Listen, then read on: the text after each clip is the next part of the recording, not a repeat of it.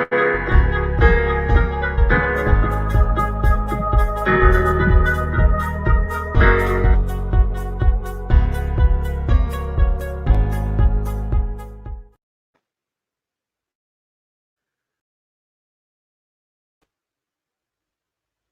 evening. We are live. Welcome to the first episode of the Metas Conversation Series. This is a new initiative this year that is a partnership between the Metas, the Montreal English Theatre Awards, and the Siegel Centre for the Performing Arts. If we've not met before, my name is Caitlin Murphy. I'm going to be hosting 5 live stream conversations with nominees from all sorts of categories for the Metas this year. The whole goal, the whole desire was to create conversation in our community in this incredibly strange and awful time in which we're disconnected from making the work that we love. So there are going to be several conversations happening over the next 2 weeks, building up to the Metas, which are actually happening November 29th in your screen, where everything is happening these days. I'm going to be talking to designers, to directors, to writers, to people representing shows that didn't get to happen this season because of COVID. But tonight we're talking to emerging artists. There are actually 2 categories for emerging artists through the Metas, one for emerging artists in performance and one for emerging artists in production, which can be things like design, direction, playwriting, and stage management. So without further ado, I'd like to introduce our guests for this evening. First, we have Stephen Booth, who was in Fear of Missing Out and the Water Chronicles presented by Jordy Theatre. Hi, Stephen. We have Chadia Kikondjo, who was also in the same shows, Fear of Missing Out and the Water Chronicles, Jordy Theatre. Hello. Hello, Chadia. Welcome. HeatherEllen Strain, who is the stage manager for Small Mouth Sounds, presented by the Siegel Centre Performing Arts and directed by myself. Hi, HeatherEllen. Almost there. While we wait for her, I will introduce Chloé Bilodeau from Blue Stockings, Persephone Theatre. Hey. Hello, Chloé. Welcome. And finally, Darragh Mondoux, also from the production Blue Stockings, presented by Persephone Theatre. Good evening. Good evening, everybody. Welcome. Thank you for joining me. This is the first time this is happening. I'm really excited to have you all here. Welcome. Thank you. Thanks. I'm not sure where HeatherEllen is right now, but hopefully she will join us shortly. So I wanted to start by asking you, what does the word emerging actually mean? I think it gets thrown around quite a lot, and we hear it kind of in the parlance of talking about our craft. But like, what does it actually mean to you, or how would you consider yourself to be fitting into the emerging artist category? I'll start with you, Stephen. What do you think of that word? Well, I mean, I think the word it's a very subjective word. I mean, in order for you to be recognized as emerging, you have to be recognized in the community as a new face. And I think for the concept of being emerging, like an emerging artist, you're starting to make a big splash in the community, and now and with your craft and your artistry, you have to continue making that splash with your art. And I think the concept of emerging is a bit subjective, but in the context of the Metas,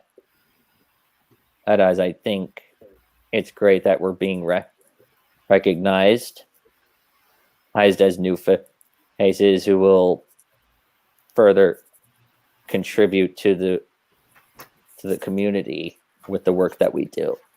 Absolutely. What about you, Chloé? Would you say when you were doing your show, or right now, you feel like you're emerging? Does that kind of feel like a word that captures where you are right now in your career, in your path? Does it feel apt? Does it feel fitting? Totally, yeah. Very much emerging. I graduated theater school 2 years ago, and I worked all of last year in theater, and then I was, not working this year at all.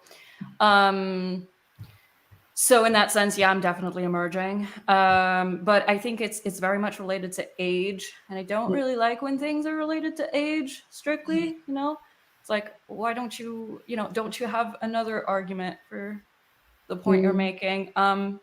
So I guess the question is, and something that Stephen just addressed, is when do you stop emerging? Like, when Right. you Yeah. When I was Yeah. thinking about these questions, I was thinking, that like in my own career, and I'm a lot older than you guys, but I often feel like I'm on the cusp of something else. Like I often feel like whatever I've just done is kind of hopefully the start of something else. And so that, brings up the idea of like, how do you know when you're like, will you know when you're done emerging? Will you be like, well, that's it. Emergence has been complete.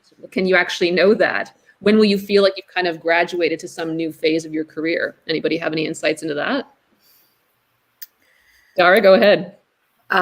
It comes at a fitting time for me, as someone who also just graduated my undergrad since theater school. I understand there was a time, at least, when the metas would measure your quantifiable emergingness based on a certain number of years since graduating theater school.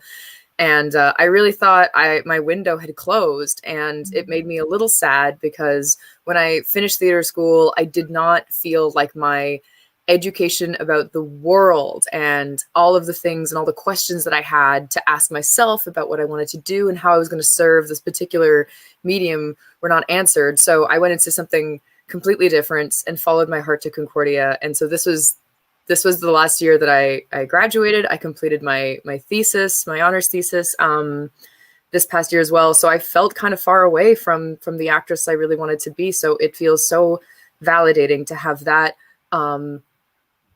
rite of passage and that moment recognized as part of the Montreal English theater community, as still being part of this and still working towards that. And it just makes me feel so appreciated and valued in a way that I cannot even express. So. Oh, that's awesome. That's awesome. And what about if we take the category as a given, then I'll turn this over to HeatherEllen and Chadia. What would you say are the things that are helpful and not helpful when you're an emerging artist? So if you think about yourself as kind of being in this phase of an artistic career, what strikes you the things that have happened, or maybe you kind of just would hope to happen, that would be really helpful, and the stuff that happens that is not helpful? Well, the first thing that comes into my mind that is not helpful would be trying to do it by yourself, like trying to do things on your own. I was fortunate enough, I'm really, really grateful that I was able to receive such a great job to tour with Geordie Theatre. Literally, as soon as I graduated university, I graduated last year. And, for a while, I was very lost as to how do I put myself into the community? How do I what am I supposed to do? I really had no idea. And I really thought that I had to do this on my own. And one of the things that being part of the tour and working with such great people, it really showed me that I can't do this by myself. There's no way. There's absolutely no way, because there's also like a support system that you need. There's so much that you need. And, there's a period in time where I tried to do it on my own at the start, but it was really impossible. I think it's possible, but I wouldn't recommend it.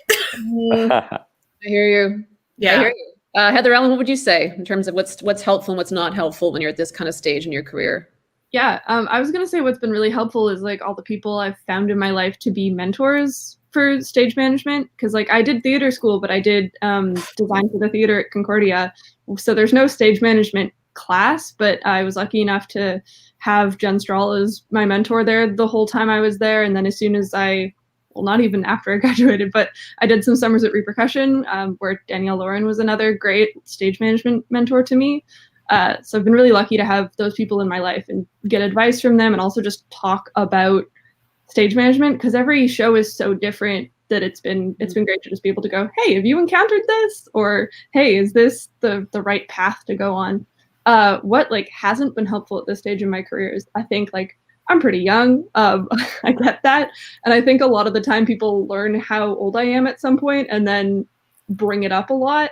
Mention it a lot. Did I do that? Did I do that on Small Mouth Sounds? I hope I didn't. Okay. But I think it just like there is a way to do that becomes kind of patronizing and makes me, as a person that is emerging and still doing more shows and stuff, feel a little invalidated. But most of the time that doesn't happen. So. That's awesome. So that brings us to the shows that you guys are nominated for. I want to dig in a little bit to those productions and ask a few questions about those. I'm really curious. Maybe I'll start with Darragh and Chloé talking about Blue Stockings. Why did that show matter? What mattered about that production? So what was, it's my favorite dramaturgical question is like, why this play? Why now? And obviously we didn't know what was coming very soon after these shows happened or in the following year. But how would you kind of speak to the importance of that production happening or that story being told?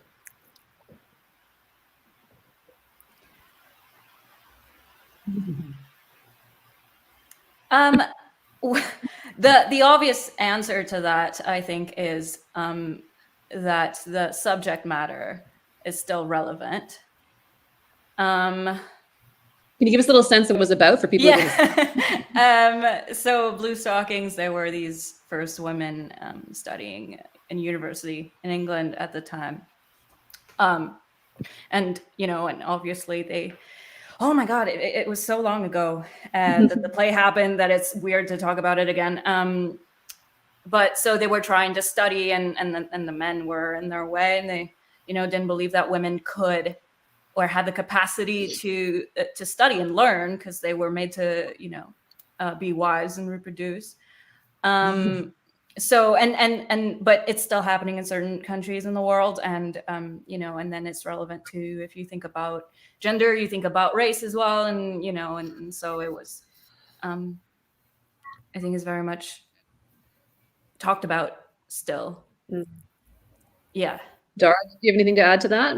Darragh? Yeah, I think whenever you do a period piece, there's this joyful experience of returning to like a simpler time and what an absolute privilege it can be as certainly as like educated women and as white women, I think to go back to this period in time where these new opportunities were just becoming available to just a certain kind of woman, just in a certain part of the world. So I think this show was timely in the way that it ends in a very like unsatisfactory, unresolved kind of way. The audience is left with the facts of history being what they are, that there was no great like world-saving moment. Like progress was made in baby steps, and there was much more work left to be done for every single generation of women that came after this particular generation of women that was attending Cambridge in 1896. And that summer, I had put on a show at the Fringe Festival under my Irish theater company that I tried to do that kind of explored like what lower class women, what women from more marginalized and colonialized parts of the world what were not at all able to access, that these women in England were able to access. Like in the same, just the year after that. So I found it kind of interesting and concomitant how I was able to tell one story that happened in 1895 that was all about how a woman was kind of silenced, and then to do this play right after being set in 1896, not far away at all, in a completely different circumstance, in a completely different realm of privileges being available. And that is just the tip of the iceberg. So for me, it was kind of like an access point to realizing the amount of privilege I have and the amount of platforming I think that we could be doing for each other. And I think Chadia said it really well, where like, why would we want to do this alone? There's so much more to be gleaned from coming together in ensembles. So, well, I think Blue Stockings was maybe not as diverse a cast as it could have been, and that maybe there was like a story that was more current or something waiting to be told. In the 6 months of theater that just didn't happen in Montreal, I'm still grateful that I got to kind of try on those clothes and feel what that felt like and get a sense of that. Thank you. And so Stephen and Chadia, why don't you each take one of your shows, since you had two, Fear of Missing Out and The Water Chronicles, and answer the same question. Just tell us why that show mattered. Chadia, I think you should go first. Why should I go first? Because you played the protagonist in both shows. I think. Oh, you are so valid. You are so correct. You're so correct, Stephen. So Fear of Missing Out, written by Michaela de Cesare and directed by Sophie G. The play explored culture, identity, the understandings of consent, what is sexual assault, what is sexual harassment. It also dealt with autism, talked about autism, provided a platform to really talk about multiple things in a span of an hour. Sorry, what was your question again? Why did it feel like an important story to be told at that moment? Oh gosh, yeah.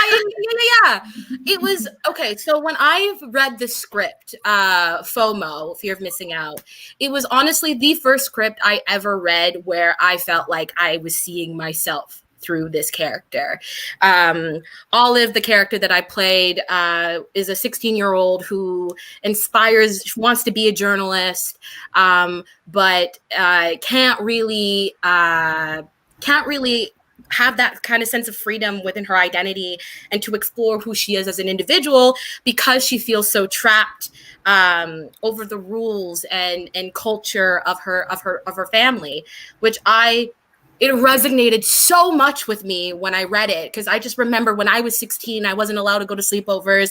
I wasn't allowed to go to birthday parties because my parents would come up with these random excuses as to why I couldn't go. And, reading the script and understanding Olive's character, and as somebody who, I have experienced sexual assault, and reading her story and seeing how she dealt with it was so healing to me. I just found that her voice was so strong for someone that's 16. She is so passionate, so loving. She really reminded me what I would want to be at 16 years old. And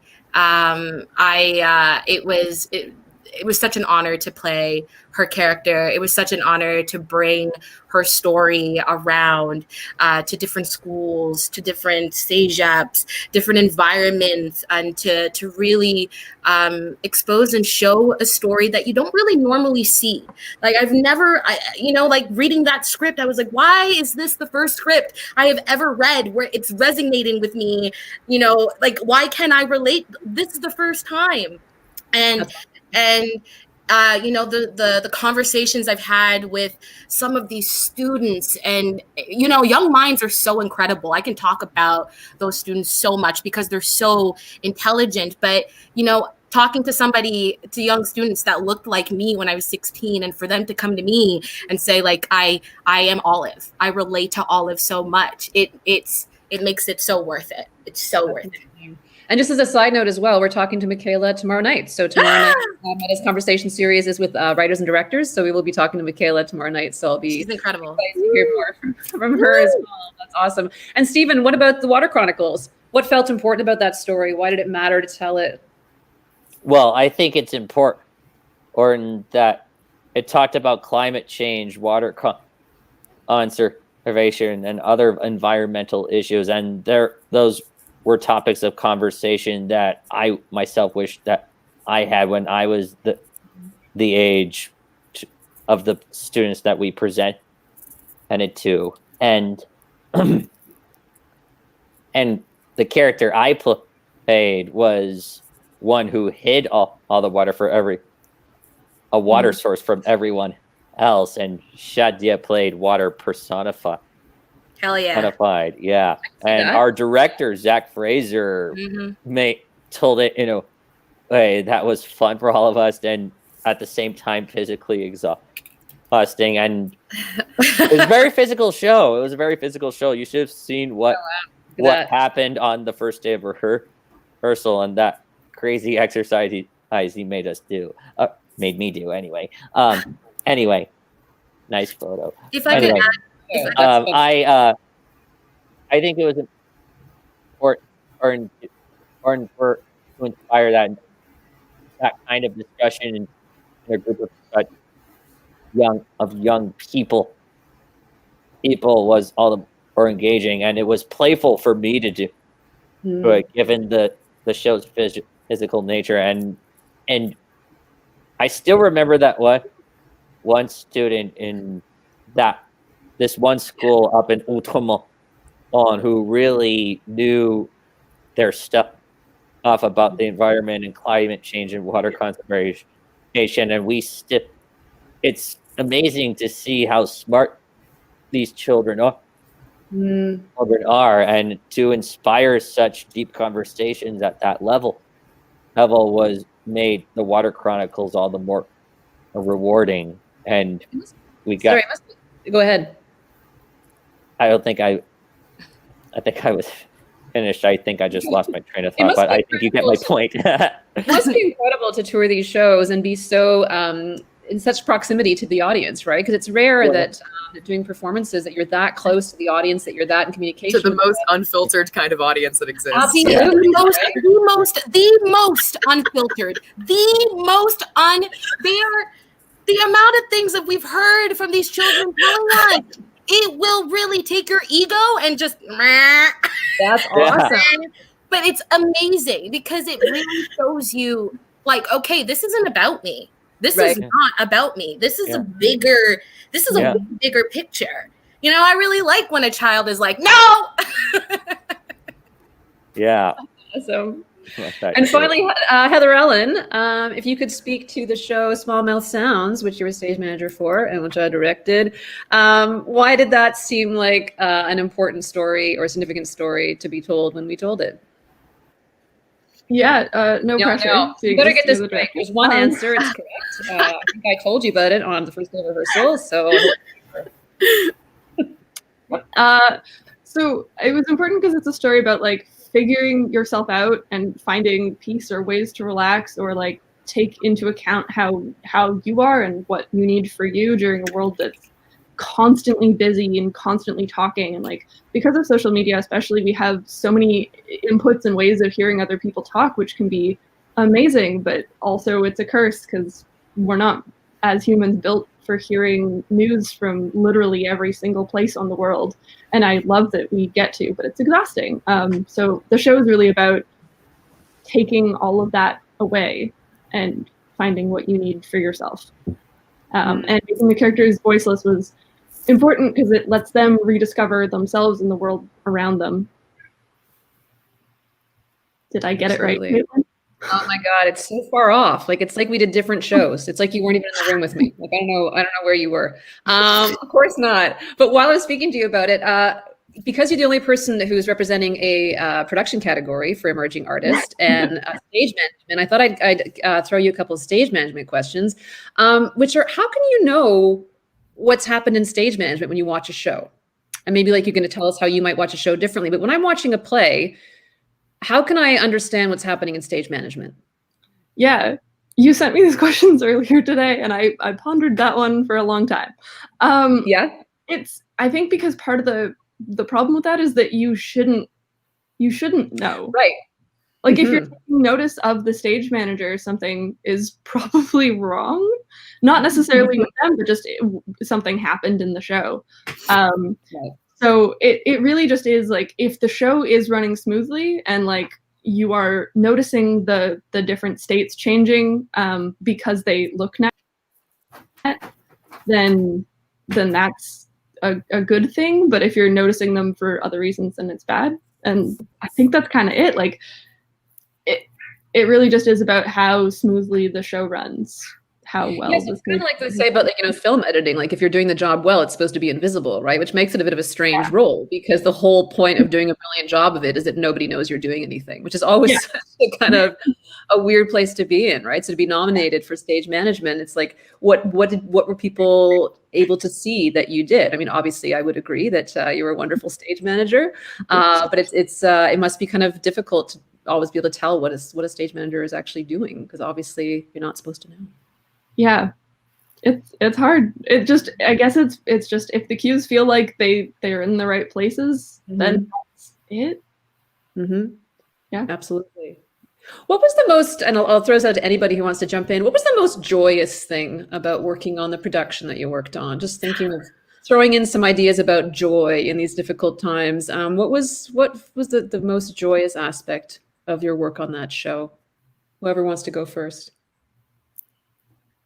I made the strongest bonds in the biggest cast I'd been in the longest time. I made such meaningful individual connections with the entire cast of Blue Stockings that has not happened to me since like the entire process of theater school, and like that for better or worse, right? So we came out of that with like I came out of that with like really, really strong friendships that have led to some amazing collaborations ever since. I've made some short films and I've made some online pieces of theater with my friends from that show. And you always hope that that's going to happen. And you always like, that is, I think, what we fall in love so much with theater for providing for us. But it kind of renewed a faith that I didn't know I'd lost. It was a really, really hard summer for me. And I know I wasn't always the easiest to work with during that production, and I always felt supported, and someone always made me laugh. Someone always laughed at my jokes. Someone was always there to like sing along with me or do lunch with me, and I'm very grateful for that. Yeah, I would have talked about ensemble as well because it was such a big cast, and then it happened, I think, later on. But we started going out after rehearsal, and that's where we bonded over the funny stuff we would do on stage. And then each night was different, and then it was funny to both see the character and the actor going, "What's he gonna do tonight?" You know. Yeah, that's, I think, yeah, it was very obvious to me that the strong bond we had, and then little moments like the bicycle scene, or rehearsing the bicycle scene was also a really joyous moment, or specific things that each actor would bring, right, to the play that wasn't necessarily scripted. I think besides flying planes, that was really awesome. Like getting on a plane, that was really dope. I think for me, the most joyous was when we got to talk with the students after the shows.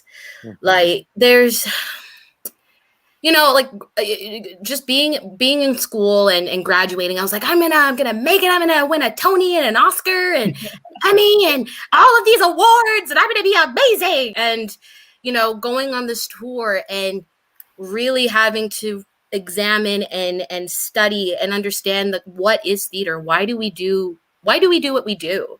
And having conversations with young people, and really intellectual conversations with a 5-year-old or a 7-year-old is, I recommend don't find a 7-year-old, know a 7-year-old, and early have a conversation with one, because it's extraordinary to me. And also being called a water queen was awesome. Woo! All the time. Or water monster. It's good. Either way. I think I would have to echo what Chadia has said. For me to be on that tour, or traveling to all these incredible places like the Lower North Shore or in Capel Mall, it's not just that, but it's also the traveling while performing theater that's meaningful and then deep and engaging in conversation, because the students that we connected with in our post-show talks, they were really engaged. And like I said before, these were conversations, we were having conversations that I wish that I had when I was younger myself. And in the case of fear of missing out, there were some students who were on the autism spectrum, like myself, who were so moved by the character Vincent in Fear of Missing Out. I still remember that one student from this one school in St. Jerome. We had it was such a pleasant and deep conversation, and they were on the autism spectrum, and we talked about what the very few instances of representation, like the most prominent being the curious incident of the dog in the nighttime, and they found it so moving to see a character like Vincent on stage, and for me, it was all the more rewarding to play him. And I just I felt that inspiration knowing that I was going to go on that tour and inspire that in a lot of individuals. And the only thing that saddens me is that the students that we were supposed to present these shows didn't get to see them because of COVID. And I mean, it's the theater that we get to do. It could make someone's day. It can inspire a lot of deep, meaningful conversations that I just hope that the conversations that we've inspired throughout the tour does not die. Absolutely. Yeah. And you, HeatherEllen, what was the most joyous aspect of working on Small Mouse Sounds? Yeah, it's a few things. I mean, for me, it was honestly calling the show. It was such a fun show to call for me because there was no text. So I was doing it based on movements, based on like other sound cues, based on timings. And that was a lot of fun for me personally. Also, like the production team was such a joy to work with. And every time we were all in the room having discussions about things, I loved it. And I love working with everyone. Also, watching the audience every night because I could see half the audience that was on the other side was hilarious. I don't really get to do that very often. And it's such a like wonderful but strange show that getting to watch people's faces during certain moments was. Do you remember really, any really specific fun. things that were really strange that audience members did? I mean, at the end always really got people. With Jan, every single time he talked, there was like an echo throughout the entire audience of people whispering to each other, no English, every single night, which was hilarious. I'm trying to think of other good ones. There was always a great a bit of a cryptic ending to that play, right? So you could kind of hear the audience trying to kind of figure out what it meant, basically, like trying to talk to each other together. Also, like the whole scene with Matt's character playing or dancing around to the flute was always got a laugh out of people. Nice. That's awesome. Was there joy in doing sound for Blue Stockings? Oh yeah, nice connection there, Darragh. Thank you. There was. I mean, yeah, I'm not sure if I'm allowed to talk on that. So HeatherEllen also did the sound design for Blue Stockings, correct? Look at this, people. Look at this community doing this, okay? Yeah. No, it was fun. It was a different, like, I think all the other shows I've ever done sound design for have been very I'm gonna say, like, I mean, they're not realism shows, whereas Blue Stockings was very much set in the real world. So that was a nice challenge for me, not something I had really done before that. But it was fun. It was a good challenge. I did enjoy it. That's awesome.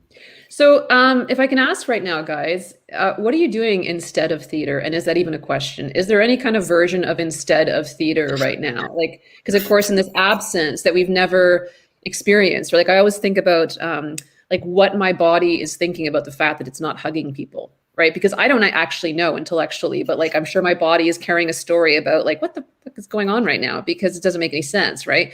And so to kind of artificially remove something that never had to be removed from your life before, the way theater has suddenly just been like taken out of our lives, it's so strange, right? And I find, at least sometimes, it's hard to even understand what I miss because I've never had to actually kind of experience this. So I find myself always putting it together. What would you say you're doing instead of, if there is an instead of, or is it just kind of like a waiting game? Music for me is it's like a second choice, but it's yeah, something else to learn. And I find solace in routine, as long as I'm moving and reading and practicing mindfulness. I feel like I'm preparing for a show, and it's just showing up to my life. Is that something that, it's easy to struggle with, and its simplicity. But if I follow my rituals, then it's as if I'm going on stage and I feel more grounded. And then I just got to make sure that I'm like, I really got to, practice that guitar and like, learn about mixing or recording and be sure that I that I have small projects, and that like developing portfolio and knowing that I'm taking baby steps. I think it's that balance between knowing that doing nothing is okay, and then also going, no, but I'm gonna try and do this one little thing today, and that'll make it, So staying in closer to some where I kind of wanna groove go. has to do with Yeah. training. Yeah, Like for it's sure. important. Like there's some sense that there's something building, there's something that's kind of being learned, and then also a sense of project too. It sounds like you're kind of like substituting that as a way of kind Yeah. of getting at the stuff that theater is Yeah. kind of missing And right now. yeah, having the art in it though too. Mhm. That's why I like music for that, because it makes me feel stuff. Yeah, absolutely. Anyone else? I mean, I'm doing something completely different right now, but that's mostly just because I needed to pay the bills. What are you doing? I'm a game tester right now. Oh, For the first time in my life, I am working a 9 a.m. to 5 p.m. job 5 days of the week. Weird. It's weird. It was the coolest thing ever. Like, Yeah, I mean, it's cool. I'm happy I get to do something that I kind of enjoy, but it's so different from stage management. It is like very hard at times watching people do management things very different from me, but also like it's not like I'm in a place to comment on it. So that's been kind of interesting. I really miss stage management. Like I spent the summer before I got the job like making spreadsheets for absolutely anything. Yeah, I played a video game and I made a spreadsheet about it. I was looking into buying a bicycle and I made a spreadsheet for it. Like as you do. it's been a lot of that, like finding ways to keep up the skills of what I want to be doing without doing it, because they're not all very like like if someone sees that I have, however many stage management credits on a resume, if they don't work in theater, they have no idea what that means. And it doesn't matter how much I put that in my like skill set. It's not the same thing. So it's been like, okay, I am fine with doing what I'm doing, but it feels like a waiting game. Like I'm waiting for the opportunity to sit in a room and collaborate with a bunch of people and make a show and call a show. I want to send a daily schedule so badly. Send me one. I need one. You can send me a schedule any day. For real. Just tomorrow. Please email me in the morning. Just send me a schedule and I'll follow it. I promise. I will hold you to that. You will receive one. Somebody's asking, how do you become a game tester? How did you become a game tester? I went on Indeed and I set up literally just an alarm for game testing, and I replied to like 3 of them. And there you go. Are you working remotely? I'm working remotely. I work from home. I sit in my room. I test games all day. Oh my gosh. Oh man. Wow. I have my cat on my lap when I do it. It's great. Wow. In terms of like work from home COVID jobs, it's pretty good. The pay isn't great, but it's pay. So I will. Yeah. And anybody else have any kind of like instead of theaters? Well, I mean, I've been fortunate enough to be able to work during this pandemic. I just going back to the first question of like what is helpful. I'm currently doing the AMP mentorship program with Black Theater Workshop. Shout out to emerging artists: Anis, Johnny, Zooey, Espoir, Sue, Charity, Joy, Miriam, Aaron, Dre, and myself. Shout out! Oh my gosh! Well done. Check out the new website of Black Theater Workshop. You'll see all of them. Emerging artists. Chef's kiss. But I was fortunate enough to work with Sophie El-Assad, who's also a nominee for costume and set design. She's nominated for everything, actually. She's nominated in every category. Sophie! Wow! Words of energy. We love you too, Sophie. We love you, Sophie. She was supposed to take me shopping. We were supposed to go shopping and buy clothes, and I can't dress myself, and it didn't happen because of COVID. Sophie's the best person to go shopping with. The best person. Which I got the amazing opportunity to work with her in September, and I'm currently working with Kelsman Theater for their new show, Habibi's Angels, In Commission Impossible, which is a bilingual show, which will premiere next Monday. So check it out. Check it How out. are you guys rehearsing? What's going on? How are you doing this? So rehearsal is very, very weird. We all have to wear masks. We all have to do a wellness survey every morning before going to rehearsal. We need to take our temperatures every day. We need to stay 6 feet. Like, rehearsing the space is very difficult and weird because we can't be, less than 6 feet away from each other. The entire show, we are 6 feet apart. Even talking about costumes, of how do we handle that? The space, opening windows. Like, there's a lot of new things that we didn't have to think about before this pandemic. Like, when I'm doing a scene, I'm thinking, okay, my lines, my blocking, my this, stay away from me. 6 feet away. Get away. Which has been it's been really interesting to see the accommodation, or like the shifting of trying to work in theater throughout this pandemic. I'm extremely grateful that I'm able to work, period, throughout this pandemic, because I know it's been quite difficult for a lot of people. But the process is quite interesting. It's very interesting. And you get to be in the room. You get to, it's like all these things sound very strange and make it really weird, but like you get to actually be in the room, which is the thing that I miss so fucking much right now, right? Is to actually be in that space, doing that work, having those conversations, right? I want to do this is to get people together and talk, because being in that room is just so special, and I miss it so much right now. So it must be really surreal and weird, but at least you get to be doing it. Yeah, it's fulfilling. I must. It's just the atmosphere. You know what I mean? Like, just being in a rehearsal space. There's something in the air that nothing could ever really take that away at all. I don't think there could. No, I don't. I can't think of anything. A pandemic can't take that away. So I don't know what will. I don't want to know. But I'm really extremely grateful that I'm able to work with this project that's also directed by Sophie G. So awesome.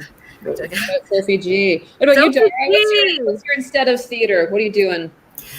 I can tell you that at the beginning of the second quarantine hit, I was getting ready for the Fringe. I had this one-woman show that I had written as part of the Playwrights Workshop Montreal Young Creators Unit. That was the research creation project that I did for my thesis. So no big deal, but I put some time into it and a lot of thought and stuff. So then all of that was just the rug was pulled out, and with it, all my will to create and all my will to follow up. So that was a very dark and sad time.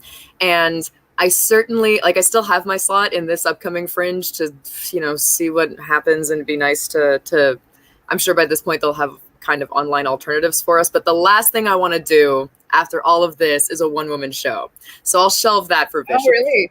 Nice. So I kind of got my mojo back near the end of the summer. And by August, I, in a complete panic of seeing how little there was to look forward to, I decided to sign up for this graduate certificate program in communications at Concordia, and I'm finding it so fulfilling, and I love it so much. And I'm taking all these classes that it's answering all these other questions, and I guess I'm just such a nerd for school. I try to convince myself I'm not just addicted to professorial approval, but I'm actually pursuing stuff.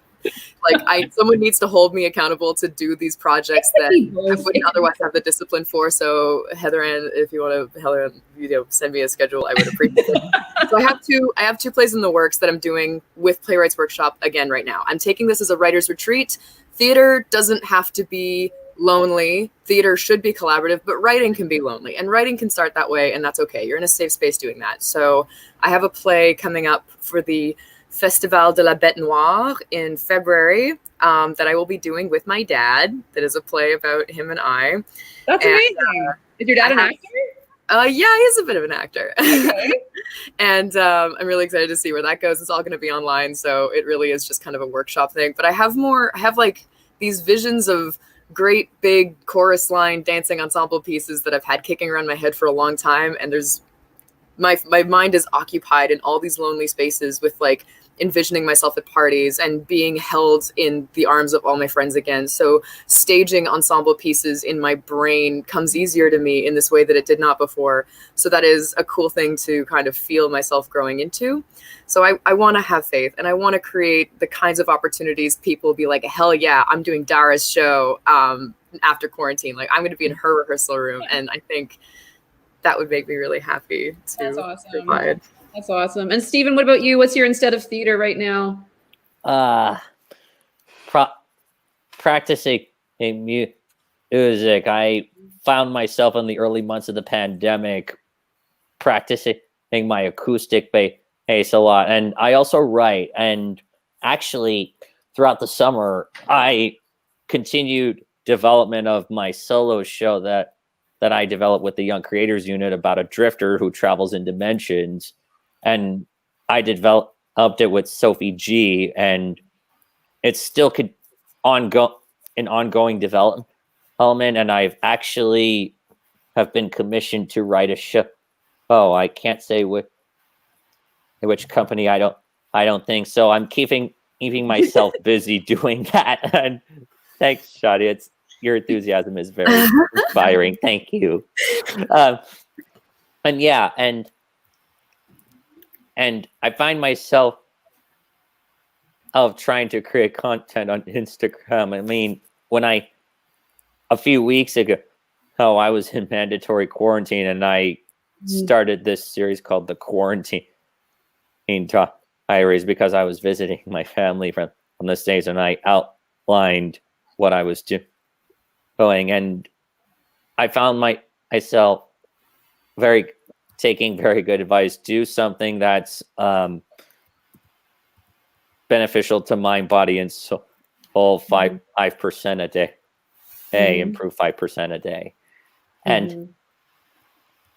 And with, I'm not quite sure of the instead of theater, because I think there are a lot of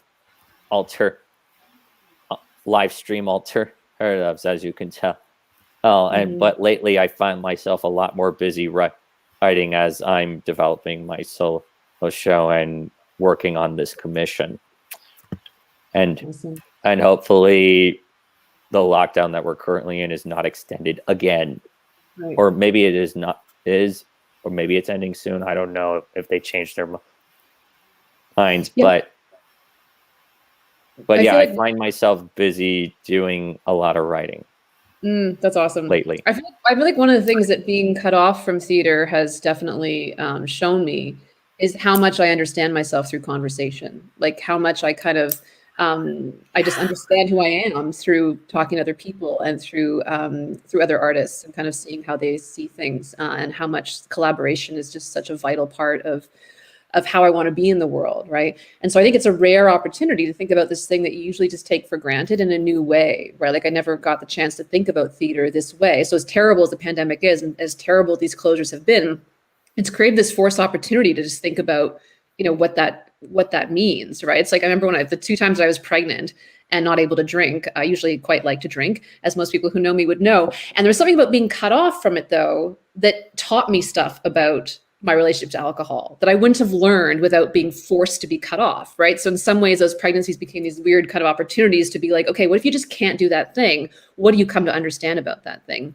So being cut off from theater right now, what do you feel like it's taught you about what your kind of, what your attraction is, what compels you about doing it? What are you learning through not being able to do it? As I learned from not being able to drink, what it means or why it matters. I can speak to this a little bit. It's taught me a lot about how much theater means to me. I kind of ended up in theater by accident. I applied on a whim backstage during my high school's production of Little Shop of Horrors at intermission. Because I told an actor, I was like, wow, I'm really going to miss doing this. And she was like, why aren't you applying to theater school? And I was like, because I'm not an actor. And then she was like, you can apply for other things. So I did. And then it was this whole nightmare of trying to get my like letter of intent written and all of these things. And then I got in and I was like, well, that's obviously the only place I'm going to go. And so the whole time, and even then I was like, I'm going to be a designer. That makes sense. And then I discovered stage management and I was like, no, it's this. Oh my God. But it was never like, I never had that as a goal to begin with. So I think really like having it be taken away from me, I was like, oh no, this is like what I want to do with my life. Which has been like beautiful and amazing, but also kind of terrible. But it's also just made me appreciate all of the opportunities that I've had so far so much more, and like really reflect on all of the shows I've gotten to do over the years that I've had such wonderful experiences in and learned so much through, that have made me who I am today, but just like really looking forward to being able to pursue that again. Yeah, I think I'm on the same boat as Heather, in a sense of like, you know, acting also was out of a whim for me. I was doing a semester at Carleton University in communications, and I hated it so much. And I decided out of a whim to just apply to a university into a drama program. And, you know, when the pandemic hit, it abruptly stopped the Geordie tour. And I found myself being extremely lost and not knowing what was next. I found that this pandemic really pushed me to examine myself just individually, just who I am as Chadia, and made me really reflect a lot, made me reflect on this as the decision, why am I doing this? Why am I doing theater? Why do I love it so much? What can we do in the meantime that will fulfill that creativity that you're craving for? So I found myself just writing a bunch of plays and like scenes throughout this pandemic. But yeah, it really, I mean, this pandemic really has tested me and showed me and answered the question as to, is this what I want to do? Yeah, no, this is what I fucking want to do for the rest of my life. This is what I want to do. It was very difficult for 4 or 5 months of not being able to do what I love to do. So yeah, no, without a doubt, this is what I need to do. It renewed the commitment. Oh yeah. I think there's always a little bit of doubt with, you know, especially when you're starting, because I just graduated and I was just coming out, and, you know, I didn't know what was the next step, but being in this pandemic and, you know, having someone tell me I can't do this for a period of time. You're not going to tell me what I can and cannot do. It solidified that feeling of this is what I want to do for the rest. Like, I love it. I love telling stories, and I love sharing these stories with the people that I'm on stage with, the people backstage, the people in the audience. And it's just such a beautiful community. It's an extraordinary community, at least to me. Yeah. Anybody else want to weigh in on this one? What it's taught you about what it means to you to be cut off from it? Yeah. Yeah. And I think when I finished theater school and I went into university, I had so much to teach myself. But what I ended up teaching myself is that, like, I am theater. I'm going to make theater happen wherever I go. And even now in my basement on freaking online classes, I don't do a PowerPoint presentation. I don't do any kind of asking questions that isn't kind of staged. And so I guess it's twofold. Like, I've taught myself that, like, it's not like this is something that can be taken away from me. It's something that is my responsibility to continue. This is, like they say, it's the industry that's been dying for 500 years. And this isn't going to be what puts it in the grave. That's not going to happen.